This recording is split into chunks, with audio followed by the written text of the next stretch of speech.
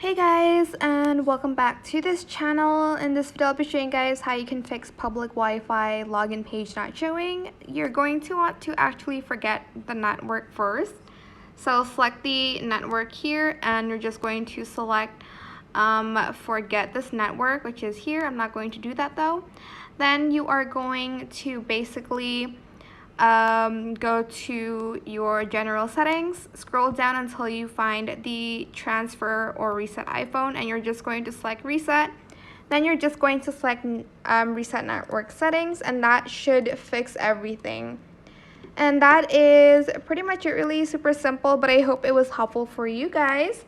And don't forget to like, comment, share, and also subscribe to this channel if you haven't done that already. If you have any more questions about this video, just leave it in the comment section down below. I will try my best to answer them all for you guys. And if you found this video helpful, please click the thanks button as well. And hopefully after this, you'll be able to log in to the public Wi-Fi. That is it. Thank you so much for watching this video. Goodbye.